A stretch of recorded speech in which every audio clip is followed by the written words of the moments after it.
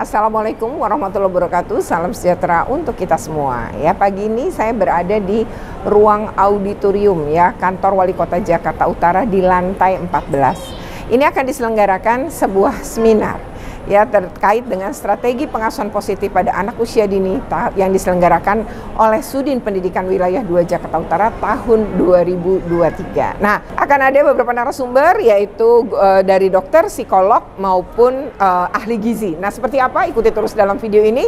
Tapi sebelumnya jangan lupa untuk di like, share, comment, and subscribe. Bagi yang belum subscribe, segera subscribe untuk terus terupdate dengan video-video pendidikan dan anak. Oke.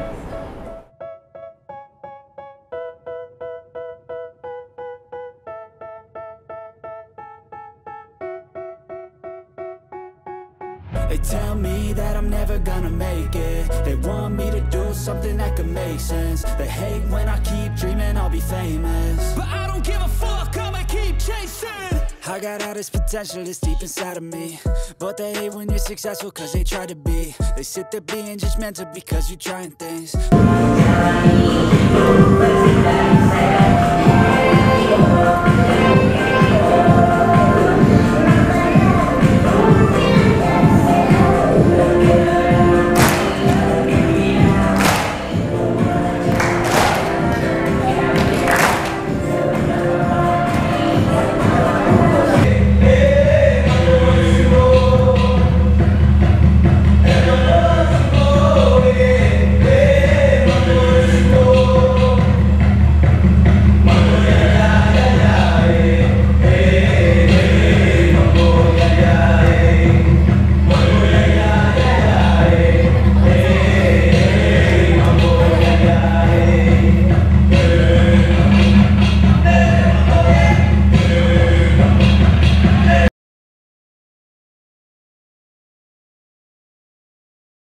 Oke ya, ini salah satu narasumber ya, dan Ibu psikolog ya? Iya. Oke, nama lengkap Ibu siapa? Ibu Rosnalisa. Rencananya di kegiatan ini Ibu mau ngasih materi tentang apa? Nah, ini ya terkait dengan stunting ya. Pengasuhan itu penting ya. Jadi pola pengasuhan positif ini akan memberikan dampak peningkatan yang positif untuk menurunnya angka stunting di Indonesia. Harapan kita seperti itu ya, karena pengasuhan positif ini adalah salah satu yang menjadi poin-poin penting yang nanti merupakan circle dari penurunan angka stunting itu sendiri. Kita berharap masyarakat kita mendapatkan dampak-dampak yang positif dari peningkatan pengetahuan ya. Pengetahuan kesehatan masyarakat itu akan menjamin peningkatan kemampuan potensi anak-anak bangsa berikutnya. Begitu. Jadi stunting itu bukan hanya urusan kesehatan. Jadi kaitan erat dengan bagaimana ya mengedukasi para orang tua sehingga anak memiliki tumbuh kembang yang sehat, optimal ya. Dan sehat dan optimal. Ya, pasti seru, nanti ikuti terus bagaimana narasumber kita menyampaikan materinya. Terima kasih ya Bu Ros. Terima kasih. Nah, oke ya, kita lanjutkan nih wawancara dengan narasumber lain. Berarti kalau Ibu mewakili ahli gizi. Betul, saya ahli gizi. Ahli gizi. Dengan Ibu siapa? Saya Siti Soraya. Ibu Siti Soraya. Jadi Ibu Soraya, nah tadi apa sih materi yang disampaikan secara prinsip? Oke, jadi secara prinsipnya sebetulnya bagaimana sih pola makan dan juga gizi seimbang ini nantinya berpengaruh sekali terhadap stunting, masalah stunting. Jadi yang namanya masalah stunting itu pasti ada kaitannya nih Bu, terkait dengan masalah gizi. Apa yang dia makan. Betul, gitu ya? apa yang dia makan. Bahkan sebetulnya bukan apa yang anak itu makan saja, tapi apa yang orang tua siapkan untuk anaknya terkait dengan makanannya. Jadi pola asuh makan itu sangat-sangat berpengaruh sekali. Iya. Gitu. Karena orang tuh banyak yang nggak mau repot terus ngasih sembarangan. Betul, ya. ngasihnya sembarangan, maunya praktis. Jadi saset-saset aja. Zaman sekarang ada yang instan, kenapa nggak dicoba pakai yang instan gitu kan orang tua kan? Iya. Jadi gitu. lebih nggak ngerepotin lah. Betul. Tapi itu akan berdampak ya. Akan apa berdampak. Saja Mungkin tidak dalam jangka waktu cepat, tapi kita harus lihat jangka waktunya panjang. Gitu ya. Kalau misalkan kita terbiasa mengkonsumsi, memberikan anak-anak makanan-makanan yang cepat saji saja misalkan. Lalu bagaimana tuh? Kira-kira apa aja tuh kandungannya? Mungkin tinggi gulanya, tinggi lemaknya, ketika garamnya, gulanya, garam itu kan tinggi banget tuh Bu. Nah, nanti kemudian hari bisa saja anak mungkin bisa saja terjadinya obesitas. lalu bisa saja ada masalah lain seperti itu terkait dengan penyakit degeneratif, ada diabetes mellitus, penyakit jantung, itu kan bahaya sekali sebetulnya. Ngeri banget ya. Jadi Betul. itu kita nggak dapat bonus demografi akhirnya ya. Betul. Orang banyak yang berpenyakit Iya, akhirnya ya. akhirnya seperti itu. Nah, mudah-mudahan di seminar ini memberikan ya edukasi pada orang tua tentang bagaimana mau berupaya menyajikan makanan bergizi ya. Betul. Sebetulnya membuat makanan bergizi seimbang itu kan nggak mesti harus dengan bahan baku yang mahal, Bu. Makanan bahan baku yang lokal tuh sebenarnya udah mencukupi, udah banyak banget. Apalagi Indonesia ini kaya banget nih sebetulnya. Cuman bagaimana peran ibu, orang tua, ayah, bagaimana sih caranya dia untuk menyiapkan itu untuk anak. Oke. Jadi menjadi orang tua ya harus memang nggak ada sekolahannya ya. Tapi menyiapkan anak-anak kita, saya rasa kita semua yakin bisa dipelajari. Terima kasih. Sama-sama Ibu. Ya. Oke, kenalan dulu dokter. Nama lengkap? Saya Dr. Ivan. Oke, saya dari RSUD Koja. Dari RSUD Koja. Oke, tadi materinya apa sih yang disampaikan secara inti? Ya, intinya mengenai apa itu stunting dan kenapa stunting itu penting, mengenai bagaimana kita mencegah stunting, bagaimana mengatasi stunting, dan apa peran ibu-ibu dan terutama PAUD juga bisa membantu dalam pencegahan stunting. Oke, walaupun stunting itu bukan urusan kesehatan aja ya. Bukan urusan kesehatan aja, karena ada faktor stimulasinya, faktor perkembangannya yang perlu dibantu dijagain oleh teman-teman gitu. Oke, nah tadi kalau ngelihat tanggapan para peserta, nah itu tertangkap nggak pesannya dok? Kemudian tertangkap dan teman-teman peserta sangat semangat ya buat ikut tanya jawabnya, ikut proses pembelajarannya gitu ya, kayak mereka sangat semangat ya, mungkin karena door pressure juga sih Bu gitu, tapi mereka sangat semangat dengan tapi yang penting kan mendengarkan semangat dan jawabannya benar ya, dan jawabannya betul gitu. Oke, berarti nyampe tuh ya. Nah oke, terima kasih banyak ya dok. Sama-sama ya. Ibu, Sukses selalu. Baik, saya langsung saja karena waktunya panel 15 menit ya. Hari ini saya ingin berbagi informasi saja tentang bagaimana peranan sebuah proses pengasuhan, karena pengasuhan itu adalah bagian dari kemampuan kita untuk mengelola sebuah keluarga yang sehat ya. Sebuah keluarga yang sehat ini adalah salah satu poin utama untuk menurunkan angka stunting kita. Ya, baik. Lanjut, Bapak. Nah, pemerintah kayaknya sudah mulai fokus terhadap stunting. Jadi tidak heran 2022 angka stunting memang sudah mulai turun, walau belum nampak signifikan. Tapi kita berharap 2024 dan seterusnya penurunan angka stunting ini akan menjadi semakin nyata. Oh iya, sebelumnya stunting apa sih? Tadi sudah dikasih tahu kan? Apa tuh? Gangguan tumbuh kembang, betul sekali. Gangguan tumbuh kembang ini memang disebabkan oleh permasalahan gizi kronis ya. Nah, keseimbangan seorang individu itu dimulai oleh sebuah proses yang setiap orang tentu saja tidak sama ya.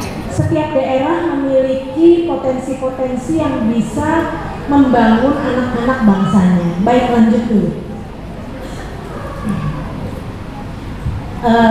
Demikian ya, jadi stunting itu gangguan tumbuh kembang. Saya lanjut saja biar agak sedikit cepat. Nah, kita langsung kepada penyebab stunting. Stunting itu boleh dikatakan ya sebuah kondisi di mana mengalami perubahan yang ekstrim pada seorang individu dengan gangguan tumbuh kembangnya. Gangguan tumbuh kembang ini biasanya nyata terlihat pada 1000 hari pertama setelah kelahiran ya. Secara umum ya, kalau kita mengamati ya, banyak orang tua yang kadang-kadang abai terhadap 1000 hari pertama ini, karena memang di 1000 hari pertama ini ada faktor internal dan eksternal yang berpengaruh pada penyebab meningkatnya angka stunting ini ya. Baik, lanjut. Nah, beberapa penyebab stunting utama ya, selain faktor internal dan eksternal yang saya sebutkan tadi ya, ada praktek pengasuhan yang mungkin digambarkan di sini tidak sehat, kemudian akses mungkin dari setiap daerah terhadap terpenuhinya makanan-makanan sehat sehat juga belum sampai ya di wilayah mereka masing-masing, atau terbatasnya layanan kesehatan, bahkan mungkin kurangnya akses sarana sanitasi kesehatan. Nah, berbagai macam mungkin di daerah kasus-kasus ini tidak sama. Tapi kita berharap fokus kita ya, untuk saya di dunia psikologi ini kita fokus ke materi pengasuhan nih. Baik, lanjut dulu. Nah, setelah kita tahu stunting itu apa ya, kita lihat nih. Yang masalah itu adalah dampak yang tanpa kita duga bisa terjadi. Ada memang dampak jangka pendek, dampak jangka panjang. Dampak jangka pendek, Bapak Ibu mungkin bisa melihat ya, ada masalah-masalah yang terjadi pada tumbuh kembang anak. Ya. Di awal-awal mungkin menurunnya angka kesehatan, ya. Kondisi kesehatan anak ini mengalami penurunan yang mulai nyata sedikit demi sedikit, ya. Kok kelihatannya kemampuan bicaranya terlambat ya? Kok mungkin lambat berjalan ya? Nah, beberapa hal ini menjadi pemikiran-pemikiran para praktisi kesehatan. Saya pun banyak didatangi oleh pasien-pasien saya. Nah, pasien-pasien saya ini kebetulan yang datang speech delay, ya, gangguan bicara, autisme, kemudian ya ada faktor-faktor lain yang terkait dengan ketidakmampuan individu dengan taraf kemampuan kognisi yang rendah. Ya, sehingga di antara mereka itu tidak bisa belajar dengan baik di fase-fase mereka harusnya bisa bersekolah. Nah, faktor ini yang disebabkan karena ketidakmampuan mereka untuk mencapai prioritas optimalisasi gizi yang baik, ini memungkinkan munculnya dampak jangka pendek maupun dampak jangka panjang. Nah, kalau dampak jangka panjang kayaknya mungkin di antara kita mungkin semuanya punya masalah stunting. Saya nggak menutup kemungkinan ya, kita semua mungkin yang berada dalam asuhan lama orang tua kita, mungkin ya, tidak semua ya, mungkin saja kita memiliki masalah-masalah kesehatan yang terkait dengan gizi tadi, sehingga ada resiko-resiko penyakit yang ada di dalam tubuh kita. Mungkin di antara Bapak Ibu sekalian ada yang masih harus mengkonsumsi obat-obat diabetes, jantung, dan demikian ya. Ini mungkin disebabkan karena faktor-faktor awal yang mungkin gaya hidup kita tidak dikendalikan dengan baik. Nah, ini yang menyebabkan salah satu yang merupakan dampak jangka panjang dari stunting tadi. Baik, lanjut Bapak. Nah, dampak kesehatan pada anak seperti yang saya jelaskan tadi ya, dampak stunting ini paling nyata kalau di ranah psikologi itu adalah kemajuan mereka dalam hal belajar. Kemampuan akademis mereka dari tahap demi tahap itu akan mengalami penurunan bila tidak dilakukan treatment dengan baik ya, tidak diantisipasi dengan baik ya. Jadi kolaborasi dari setiap bidang itu harus dioptimalisasikan agar seorang anak bisa mencapai tahap tumbuh kembang kembali secara normal.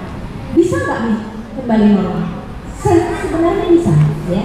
Sebenarnya bisa. Saya mempunyai beberapa kasus yang bisa kembali optimal walaupun tidak seperti layaknya individu-individu yang normal biasa, tapi walaupun demikian kemajuan itu ada. Atau biasanya kalau misalkan ibu-ibu PAUD, kalau saya ketemu itu tuh biasanya mereka akan bilang, Bu, anak ini tuh biasanya bawa bekalnya ini, kalau kita pun ada ya programnya ya, kita harus bawa bekal gitu ya ke sekolah. Nah, biasanya harus programnya itu gizi seimbang. Tapi pas saya buka Bu bekalnya, ternyata Bu, mie instan yang udah sampai berbentuk kotak si bekal makannya itu. Ibunya ketawa, betul nggak Bu?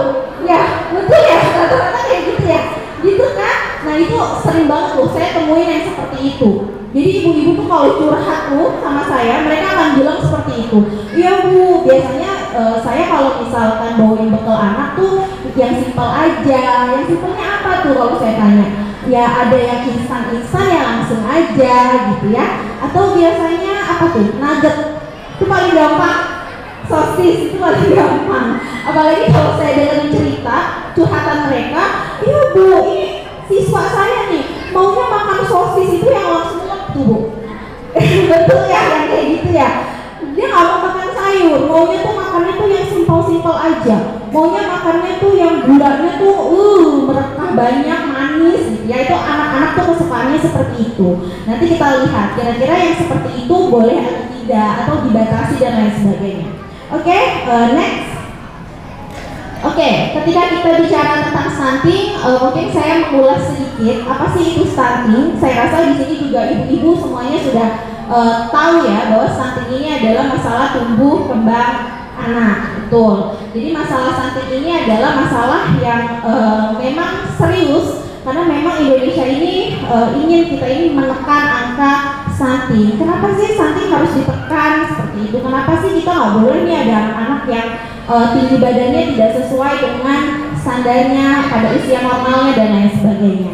Nah, di sini kita lihat bahwa stunting ini faktanya adalah gagal tumbuh. Jadi kalau misalkan gagal tumbuh berarti anak itu lebih pendek Bu, lebih pendek dari anak pada usianya dan normalnya seperti itu. Nah, biasanya mereka akan rentan tuh terkena penyakit metabolik. Lalu pada gagal kembang apa tuh biasanya yang akan mengganggu, yaitu adalah kecerdasan gitu ya, intelektual. Dan next selanjutnya next. Oke. Nah, di sini kalau kita bicara stunting ada yang namanya target 1000 HPK. Tahu di sini ibu-ibu apa itu 1000 HPK? Iya. Di suaranya sebelah sini mana nih suaranya? Suaranya kosong ya sebelah sini. Oke, jadi 1000 HPK ini harus kita lihat dari mulai gizi ibu hamil. Jadi gizi ibu hamil juga harus diperhatikan Bu. Jadi jangan salah. Kalau misalkan di sini mungkin banyak orang-orang yang merasa bahwa ya saya hamil tapi ya makannya ya ala kadarnya aja. Yang penting ada nasi saya makan. Itu juga nggak bagus seperti itu. Jadi yang namanya dalam suatu piring makan kita harus perhatikan bahwa dalam suatu piring itu harus ada karbohidratnya, proteinnya, lalu lemak dan seratnya. Lemak itu boleh dikonsumsi, tapi bagaimana jumlahnya, gitu kan? Kadang-kadang karena boleh kok makan lemak, tapi ternyata lemak yang dikonsumsi itu berlebihan. Ya udah, ibu-ibu akhirnya jadinya obesitas, gitu kan? Makanya kelebihan lemak, gitu. Nah di sini selain gizi ibu hamil yang harus diperhatikan adalah ternyata target 1000 HPK ini adalah yang kedua adalah IMD. Tahu ya, inisiasi menyusu dini. Dan ini juga sangat penting sekali gitu. Dan yang ketiga ada bagaimana ibu menyusui setelah dia melahirkan, dia mengkonsumsi makanan-makanan yang bergizi juga. Jadi gizi ibu menyusui ini juga harus diperhatikan Bu. Dia harus padat tuh gizinya. Bagaimana ASI-nya nantinya akan dikeluarkan, diberikan untuk anaknya sesuai dengan apa yang dia konsumsi gitu ya. Kalau misalkan ibunya cuma makan karbohidrat aja, mau gimana ASI-nya mau dengan lancar keluarnya? Dia nggak pernah konsumsi serat, proteinnya juga jarang seperti itu. Nah ini menjadi sangat bahaya. Lalu yang selanjutnya adalah bagaimana kita memberikan MPASI pada usia 6 sampai dengan 11 bulan. Nah ini poin pada penanganan stunting untuk anak-anak kita lihat pada bagian MPASI 6 bulan dan juga makanan apa yang kita berikan kepada anak kita. Apakah sudah tepat kita berikan? Apakah gizi seimbang yang kita berikan? Apakah B2SA yang sudah kita bekal makanan anak-anak kita itu sudah betul? Di sana ada karbohidratnya, ada proteinnya. Lalu bagaimana makanan itu diberikan sangat beragam? Itu juga sangat harus diperhatikan. Kadang-kadang di sini yang menjadi masalah adalah ketika anak-anak kita berikan ya, biasanya anak PAUD sekolah gitu ya kan pasti harus ada bekalnya. Dan biasanya ada beberapa sekolah yang memang sudah menyiapkan menunya. Jadi hari ini menunya harus apa seperti itu. Nah biasanya yang seperti itu harus kita cek lagi. Kira-kira betul nggak bekalnya dia sesuai nggak nih dengan apa yang kita anjurkan sekolah berikan. Gitu. Kadang-kadang di sekolah sudah betul, ibu guru sudah memberikan menunya ini seimbang, tapi ternyata pas di rumah diganti lagi, dihancurkannya oleh orang tua. Jadi masalahnya sebetulnya kembali ke orang tua.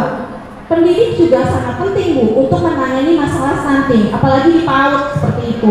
Tapi Tapi orang tua orang tua pun harus sangat-sangat jauh lebih penting lagi. Jadi jangan sampai apa yang sudah diterapkan di sekolah sampainya di rumah ternyata malah dihancurkan lagi tuh. Biasanya kayak gitu.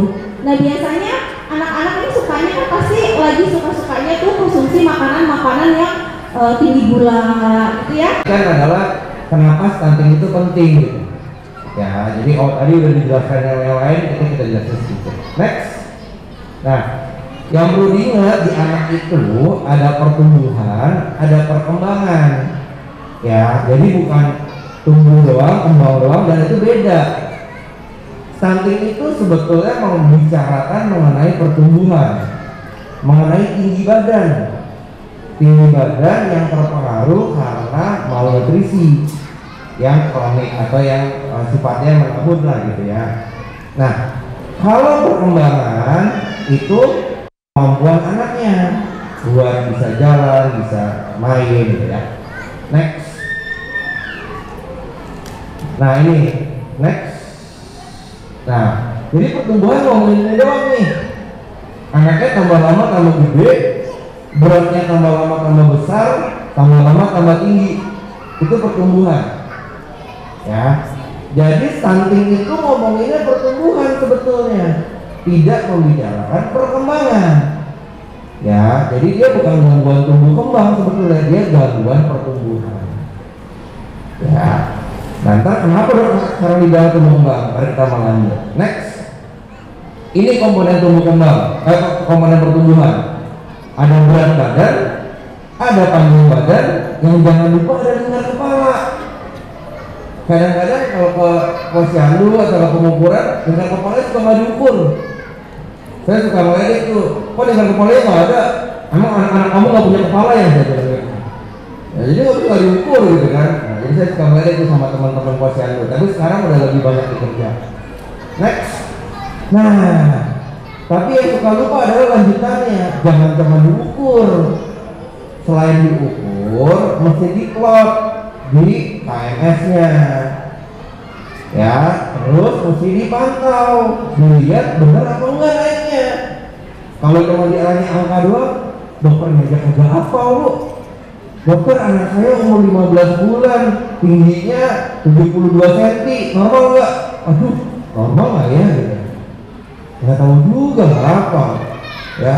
Kalau ada namanya nanya aja, segini normal nggak? Ntar dulu pasti gitu. Karena belum diplot. Jadi begitu diplot kita akan tahu. Ya, nah yang jangan lupa juga dipantau. Dipantau itu artinya kita maunya numbuhnya segitu terus tambah lama tambah bagus.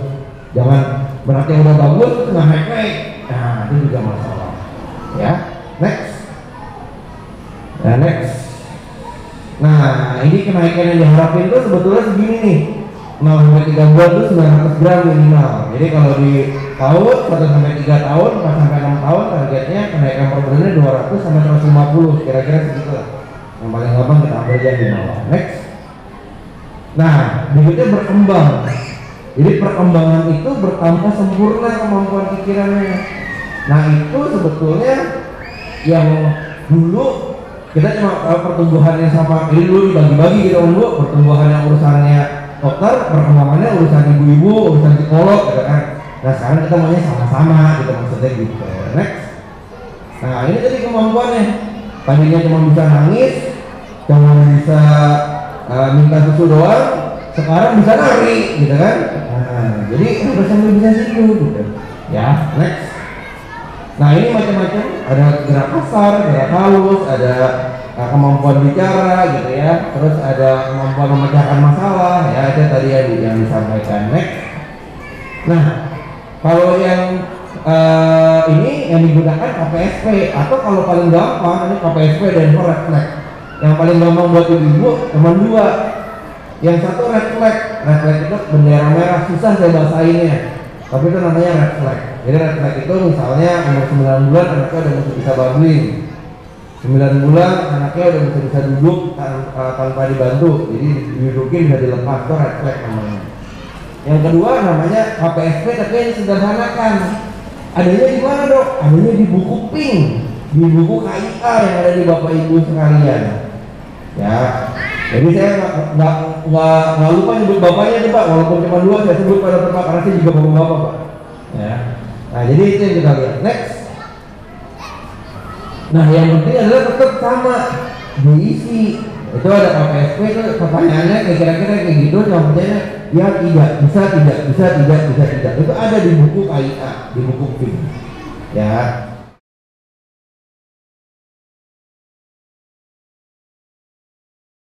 Memang banyak di daerah kita yaitu ibu-ibu PKK, ibu-ibu komunitas di kelurahan, tapi kadang mereka bosan juga. Bagaimana dia tuh selalu ibu-ibu kita ini semangat untuk mendidik anaknya lebih baik lagi masalah gizi dan stunting. Dan yang ketiga yang tanyakan Bapak Dr. Irfan yaitu masalah tentang mengapa di Indonesia ini kok kita angkanya 70 gitu. Sementara gizi di Indonesia ini banyak baldatun warobut kufur, yaitu Indonesia tuh memiliki berbagai macam apapun bisa jadi tanaman. Tapi kenapa sampai yang ke-70? Apakah Indonesia ini gizinya mahal, nutrisinya mahal? Bagaimana pemerintah kita ini mengatasi semua itu? Sementara anak-anak kita untuk kedepannya harus lebih sukses lagi. Kita lihat di Jepang, Korea, seberapa mereka punya negara, seberapa mereka punya penghasilan, kayaknya lebih banyak kita. Buktinya kita banyak dijajah dari seluruh dunia. Kenapa bisa begini Indonesia? Mana walaupun gofur, baldatun walaupun gofurnya, mana kita ciptakan? Ini PR buat dokter semuanya. Oke, terima kasih. Saya tidak salah. Wah, tepuk tangan ya dokter Prasen. Iya, Bu Moni, terima kasih buat pertanyaannya. Tadi kalau tidak salah tangkap, saya pertanyaannya tentang masalah genetik ya Bu, ya faktor keturunan. Nah, memang faktor keturunan itu namanya juga faktor keturunan ya. Probabilitas untuk angka kesembuhan itu memang sedikit kecil. Ya. Faktor keturunan ini bisa berdampak pada masalah-masalah seperti kemampuan intelektual, intelijensi itu faktor keturunan.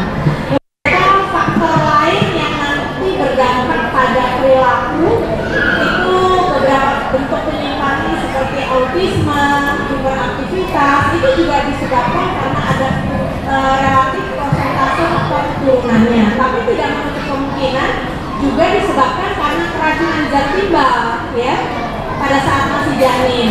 Jadi keracunan zat timbal ini mempengaruhi kerja otak ya. Nah, ini sistem keracunannya ini mempengaruhi sistem otak yang nanti menyebabkan munculnya masalah autisme.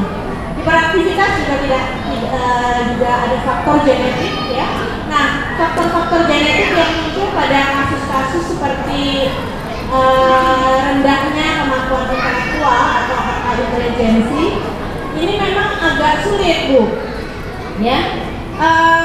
Treatment yang dilakukan ada, tapi hanya sebatas dari beberapa poin peningkatan yang bisa kita lakukan. Ya, nanti perlu dikonsultasikan dulu ya tentang faktor ini, apakah ada faktor penyerta atau memang betul-betul faktor genetik. Kadang-kadang yang sulit itu adalah orang tua melakukan self diagnose, ya, terlalu cepat membuat keputusan dari diagnosa sendiri yang sebenarnya tidak perlu dilakukan itu dulu, ya, karena awal-awal sudah melihat anaknya, wah anak saya kok nggak menangkap pembicaraan saya, wah jangan-jangan anak saya begini, ya, itu selalu buru-buru melakukan self diagnose.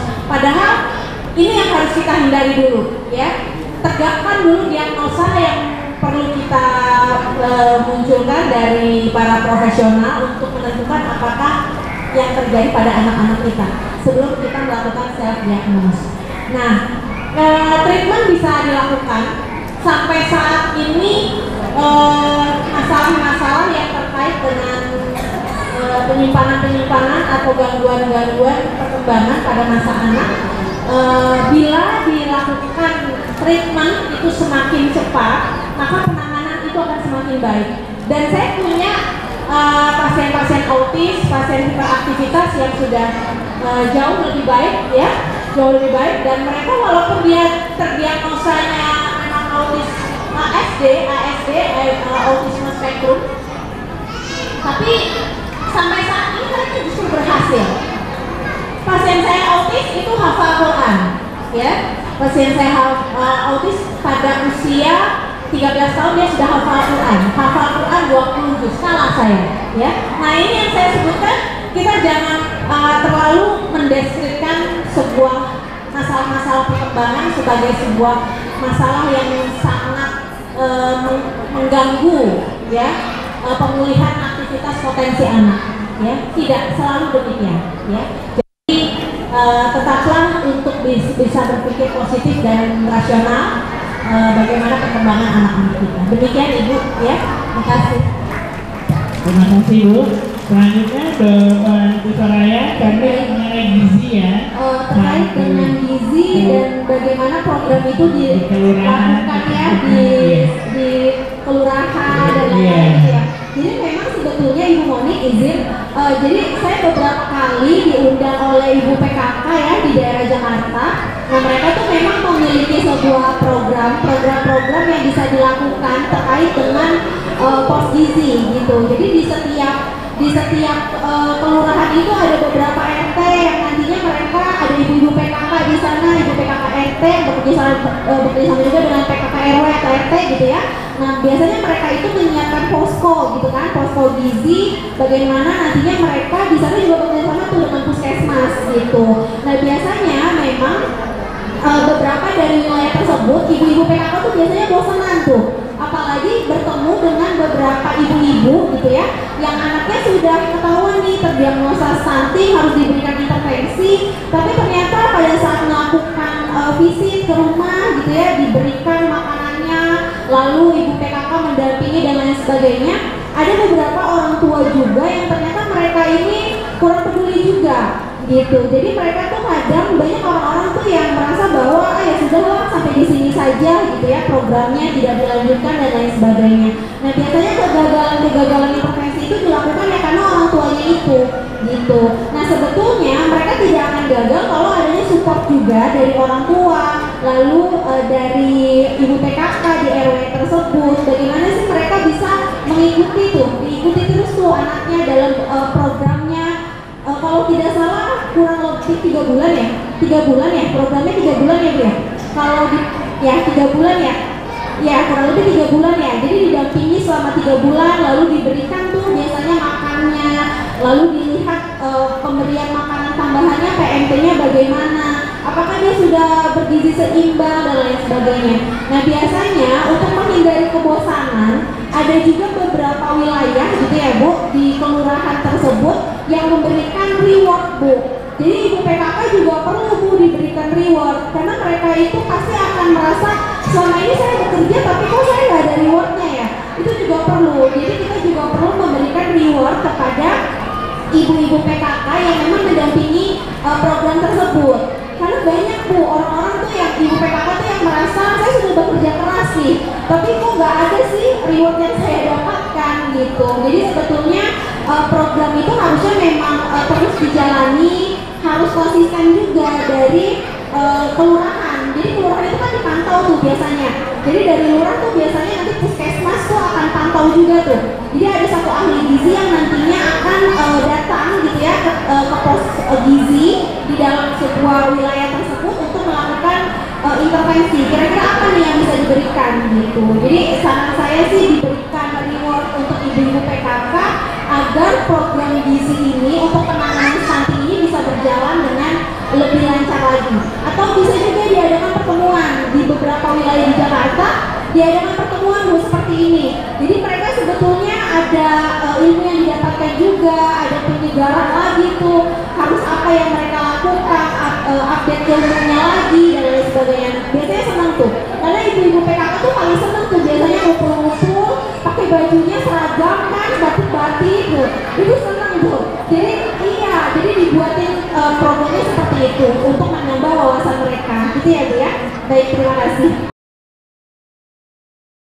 Oke ya, demikian video ini ya. Semoga nih 3 narasumber ini memang bermanfaat dalam upaya ya memberikan pengaruh pada para orang tua dan juga guru, orang dewasa di sekitar anak untuk melakukan pengasuhan secara positif ya, sehingga ya anak tumbuh kembang dengan sangat baik atau optimal dan juga menghindari terjadinya stunting. Oke, terima kasih.